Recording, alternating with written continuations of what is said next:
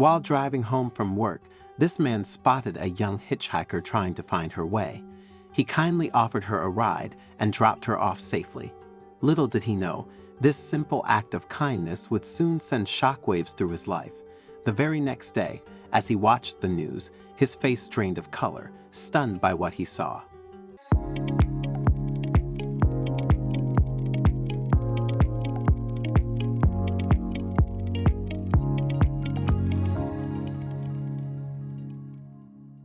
It was busy on the road, as everyone else's workday was over, just like David. His job was far from where he lived, but he loved driving. He filled his time by listening to his favorite songs. As he was jamming to a great song, his attention suddenly strayed to a hitchhiker beside the road. David was no stranger to seeing hitchhikers during his frequent journeys on the road, typically choosing to drive past them without a second thought. However, this time was different. As he drove by, he couldn't help but notice a young girl standing alone, evidently in need of a ride. Observing car after car pass her by, just as he normally would have, something inside him urged him to stop this time. Feeling compelled to assist, David pulled over a short distance ahead of her and rolled down his window. "Can I help you?" he inquired as the girl approached cautiously, peeking into the back seat before moving closer to the passenger side. David admired her caution, thinking to himself, "Clever girl." After a brief hesitation, she explained her need for a ride home. Relieved to hear she lived in the same city, David offered her a ride, suggesting he could drop her off at the station. "I can get home from there," she assured him nonchalantly as she climbed into his car. As they set off toward the station, David felt a quiet satisfaction in providing a safe passage for her. Trying to ease the silence that settled between them, David introduced himself and asked her name. "Julia," she replied shortly, her responses remaining sparse throughout their journey. Despite his attempts to engage her in conversation, Julia offered little more than the necessary replies, if at all, leaving the atmosphere filled with awkward pauses as they continued their drive. Her non-social behavior surprised David. David always assumed hitchhikers would be very social people, as they would always be in contact with strangers, but the complete opposite could be said about this girl. Julia didn't seem interested in David or sharing stories, and spent most of her time on her phone, an abnormally large amount of time in David's eyes. After a while and a good bit of effort, David gave up. He tried his best to make the situation enjoyable, but the girl wasn't interested. All she wanted was to get to the station, and she'd already gotten a ride. He accepted the situation for what it was, but still found it strange. After a drive that felt much longer than it actually was, they reached the train station. David understood why the girl didn't want a stranger to drop her off at home, and even though she wasn't the best company, he still asked if she would be fine from here. Julia simply nodded. David took a deep breath. "Well, okay then," he said as Julia opened the door, but before he could say anything else, the girl stepped onto the pavement and slammed the door shut behind her. David was left in silence, taken aback by her sudden leave.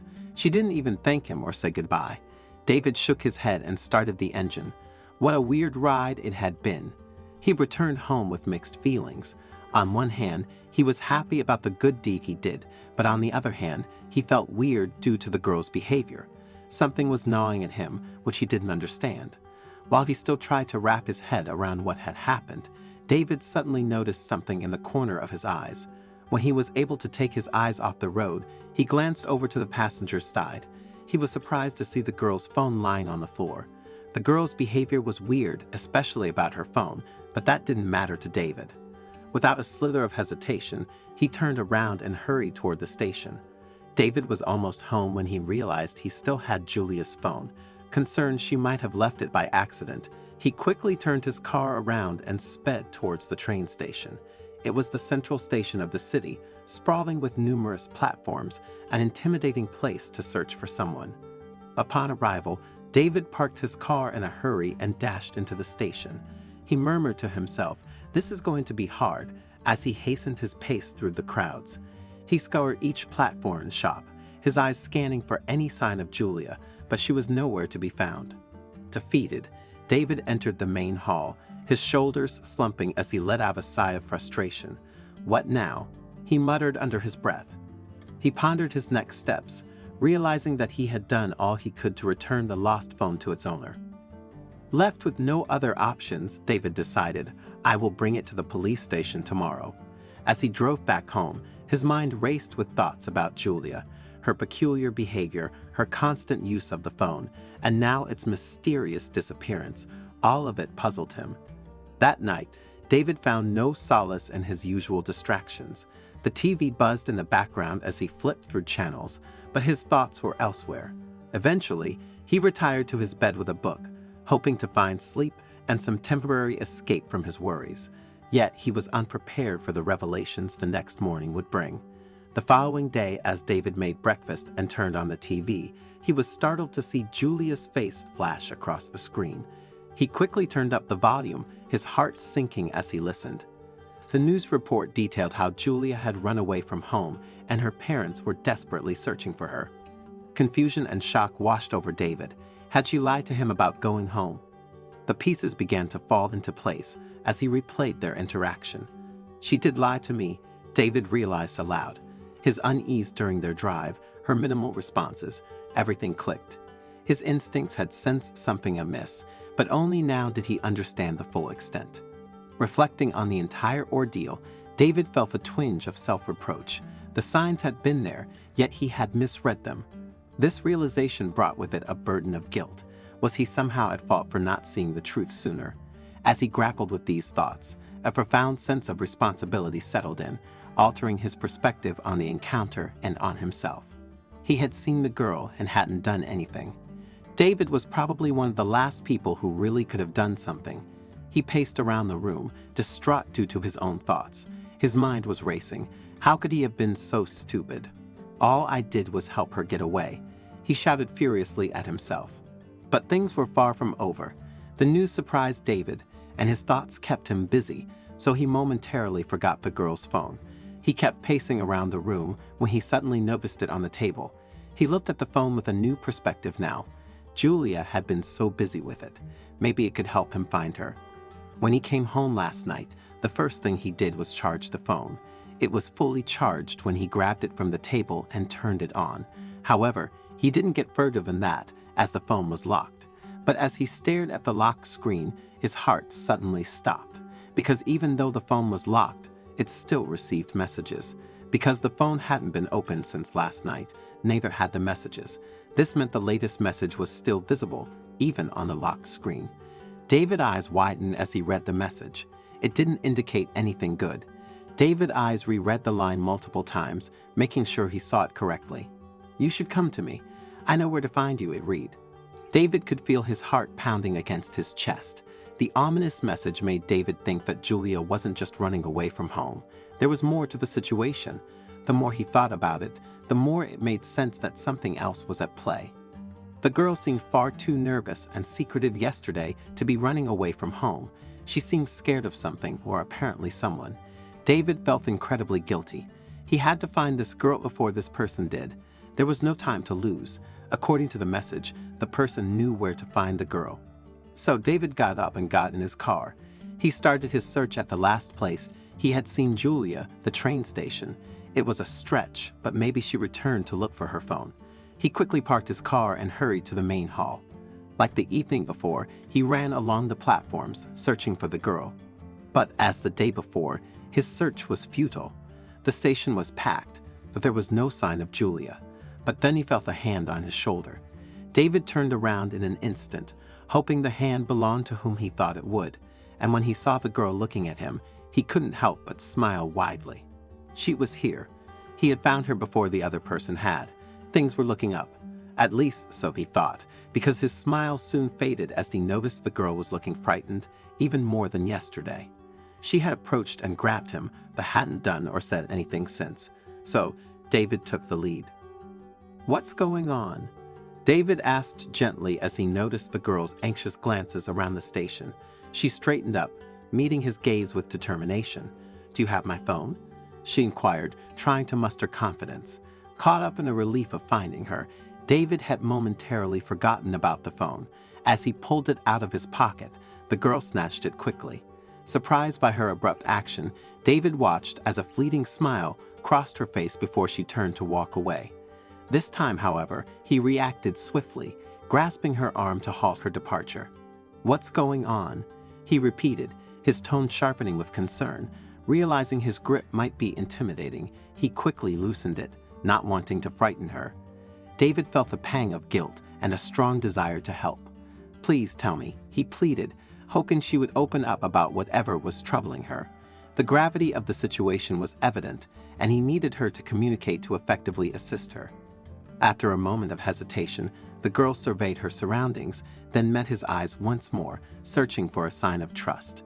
Softly, she nodded and motioned for him to follow. They found a more secluded spot on one of the platforms, where she finally began to divulge her story. David listened intently as Julia described a chilling scene from the night before. Julia explained that she was at home with her parents while her uncle was visiting. Late at night, she went downstairs for a drink and stumbled upon her uncle cracking open her parents' safe.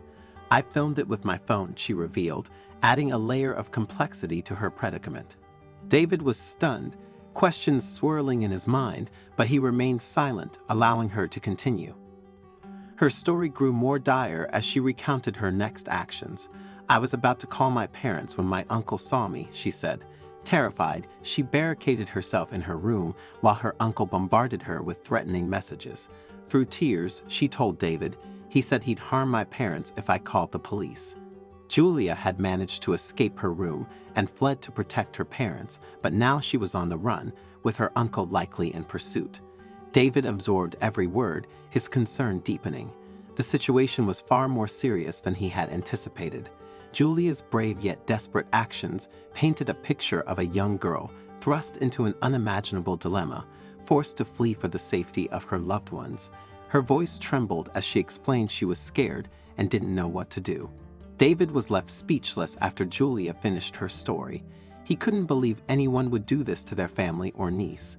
His mind was racing, trying to process everything and think of a plan, because the one thing he knew was that he was going to help Julia and get her back to her parents. The first thing David did was to try to reassure the girl and make her feel safe. "No need to worry anymore. I'm here to help you now. I will protect you," he said gently. Julia sniffed and looked grateful. It was like a wave of relief washed over her. But then came the tricky bit. They had to go to the police, but David understood why the girl was hesitant. She didn't know what her uncle was capable of and didn't want to endanger them. "Your evidence is strong, so if we act quickly, they will catch him before he can do anything," he said to convince her. The girl eventually agreed with David's plan, and the two hurried to his car, but when they were almost there, the girl suddenly released a big yelp of fright. "That's my uncle," she said as she pointed toward a man coming after them. David urged the girl into his car and drove off. As they exited the parking lot, David noticed a car following them. He paid close attention to it and soon realized it was Julia's uncle. His heartbeat fastened as he pushed down the pedal and raced toward the police station. "Come on," he grumbled to his car. They had to hurry. His mind was racing. The uncle was behind them and could cut them off when parking. They turned the last corner toward the police station when a reckless idea popped up in his head. He drove past all the parking spaces and parked his car on the pavement directly in front of the station. A couple of officers immediately noticed this and approached the car, demanding David to park somewhere else. But as they got closer, the girl exited David's car and started screaming at them. "Get my uncle!" She screamed, tears rolling down her cheeks as she pointed to the car behind them. The police officers were confused by the situation. Two cars stood directly in front of the station on a pavement, and a little girl was screaming at them. A chaotic situation ensued as the officers weren't sure what to do. They decided to arrest David and the uncle to determine what was happening. Once everyone gathered at the police station, the situation quickly unfolded. With Julia's uncle now in police custody, she felt safe enough to fully explain the events. She presented the officers with the video evidence of her uncle's theft, leading to his arrest for theft and issuing threats. In the midst of clearing up the confusion, David was released from any suspicion, his role in aiding Julia now fully understood and appreciated. Following the resolution at the station, the police escorted Julia back home, with David accompanying them. The reunion with her parents was filled with disbelief and immense relief. They were overjoyed to have their daughter safely back home. They struggled to find words to express their gratitude towards David, but he felt a profound satisfaction in having made a difference, rectifying his earlier oversight by stepping up when it truly mattered. I'm really keen to know your thoughts on this story, so please don't hesitate to share your insights in the comments section below.